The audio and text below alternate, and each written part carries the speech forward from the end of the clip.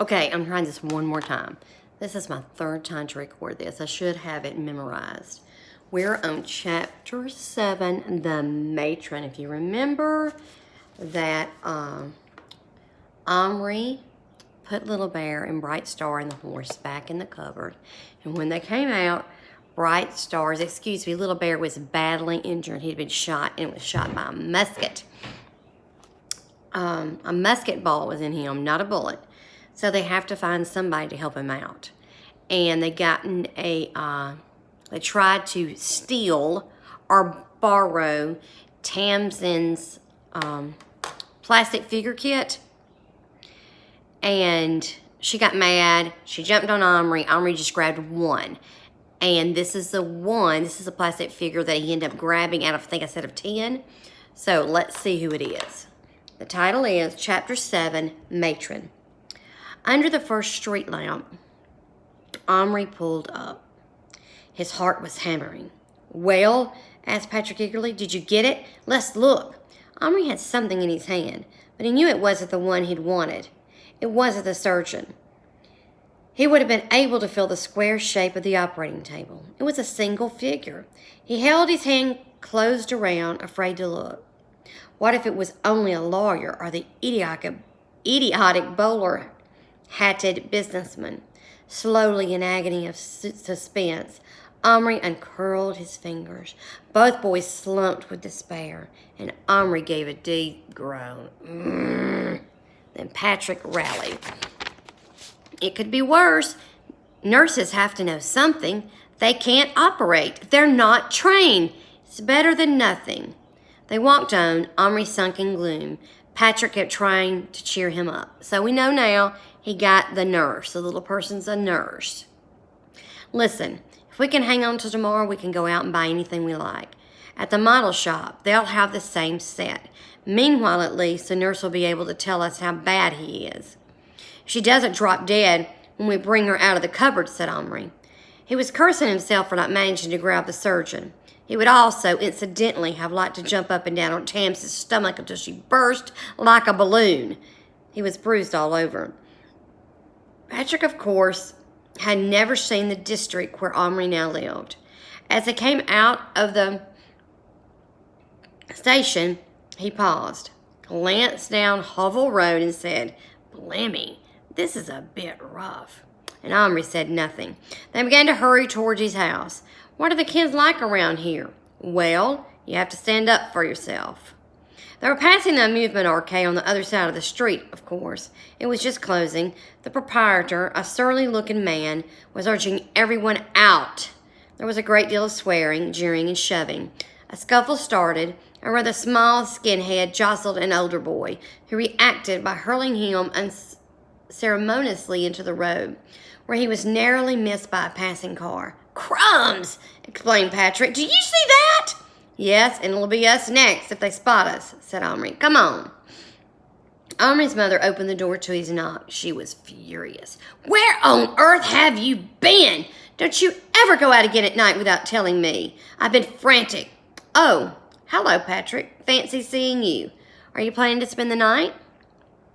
And Patrick looked daunted, but Omri had no time to pacify his mother.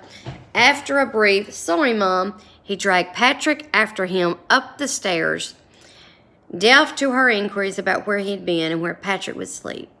As soon as they had the door of his bedroom shut behind them, Omri switched on the main light. He left his bedside lamp on so bright stars wouldn't be in the dark.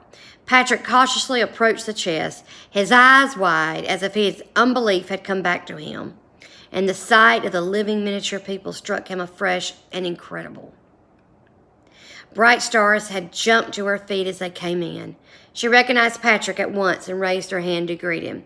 "Hello, Bright Stars," he said softly. "How's Little Bear?" She stepped aside and pointed. Little Bear's eyes were open. They were big with pain. He fastened them on Patrick and then saw Omri. He didn't speak, but a look of joy came over his face. He closed his eyes. "Omri, help now," asked Bright Stars beseechingly. "We're going to try." He wanted to tell her not to be too hopeful, but he couldn't. He brought the figure of the nurse out of his pocket. He and Patrick examined it again. "She's wearing one of those weird high hats," said Patrick. When I was in the hospital, I had my tonsils out. Nurses with those sort of hats were important. All the others scurried about when they came into the ward.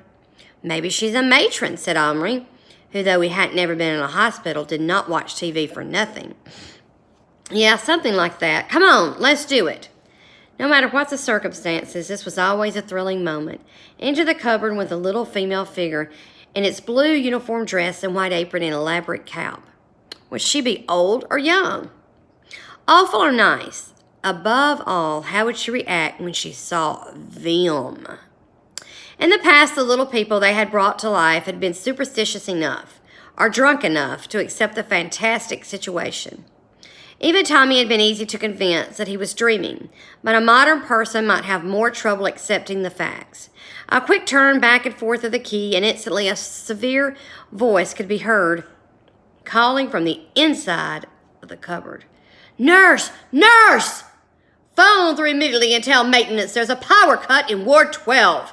No need for alarm, ladies. Just a little electrical failure. We'll have the emergency generator working in no time. Omri opened the cupboard door. Ah, cried the voice. That's more like it. Now what was I... And it stopped. Omri swung the door right back. The matron stood there on the shelf where they had put her, her hands coming slowly away from her hips. She looked at the two enormous faces for a few seconds. Then she covered her eyes, rubbed them, shook her head briskly, and looked again. And then she said, What's this? Then, boys, some kind of trick. Put the mirrors away and get back in your beds. Then when nothing happened, her face suddenly went as white as her cap. She did a kind of spin on one heel and fell straight backwards off the shelf. Omri just managed to catch her. He'd been half expecting something of the sort. She lay in the palms of his hand in a dead faint. Omri marveled in the feeling of her tiny, warm, limp body and her crisp, stark clothes, alive. He transported her gently to the chest and showed her to Bright Stars. White woman dead? She asked aghast. No. She's just had a fright. Maybe make her sit up and put her head between her legs. He showed her how, and Bright Stars wasted no time. After a minute or two, the matron showed signs of reviving. The first thing she did was to reach up to check that her cap, which was like a white organdy castle with flying buttresses and banners, was still in place. Miraculously, it was. She scrambled to her feet and stared around her. She was middle-aged, and Omri guessed from her face and voice she wore glasses and no makeup and looked formidable. He was glad that he was not a patient in her charge. At the same time, she did look as if she knew her job, if only she was not too terrified to do it. He cleared his throat. I know it's hard to believe, he began, but you've come through a magic cupboard, which has made you very small. Please don't be frightened. You could think it's a dream if you like, or some kind of trick, but there's nothing to be afraid of. After you've helped us, you can go back to your normal life. Would you mind telling us your name? The woman opened and shut her mouth several times, like a goldfish. Then she managed to say very faintly, You may call me matron. Then she swayed and put her hand to her forehead. I must be going mad, she muttered, and she looked as if she might fall over again. Please, you're not mad. Don't faint. Matron stiffened at once and lifted her chin. Faint? Me? Don't be absurd. I've never fainted in my entire life. She straightened her splendid cap and stared at them haughtily. Matrons don't faint. The very idea. And Patrick opened his mouth, but Omri nudged him into silence. I beg your pardon, he said. Not that I wouldn't be grateful for a strong cup of tea, she remarked severely, especially if there's any work to be done. There is, Omri exclaimed eagerly. I'll get you some tea later, but could you please look at our patient for us? Bright Stars was already almost pulling Matron over to where Little Bear was lying on the ground. Dear me, muttered the matron. She adjusted her cap and her glasses and knelt down beside Little Bear's prone form. After a brief but efficient examination, she rose, looked over her glasses at Bright Stars, evidently declared that she was innocent of any crime, and turned her accusing gaze on the boys. This man, she announced, has been shot in the back. Yes, we know, said Omri. He needs an immediate operation to remove the bullets. We know, said Omri. Only they're not bullets. They're musket balls. You see? He must be taken at once to the nearest hospital. I recommend my own, St. Thomas's. Matron, said Patrick. Yes, young man. We can't. You see, St. Thomas's is our size, and he is your size. They wouldn't be able to help him. Everything would be too big for him. Don't you see? Matron closed her eyes for a moment, swayed visibly. Omri stretched out a hand to catch her, and then righted herself with an effort. This is exceedingly peculiar, she said, to say the very least. I don't profess to understand what has happened to me, but still, press on. What do you suggest? Could he hold out until tomorrow? She pursed her lips and shook her head. Most unwise. And Omri's heart sank. Couldn't you do it? The matron started violently. I perform the task of a surgeon. Such a thing would be unthinkable. The etiquette of the medical profession absolutely forbids it.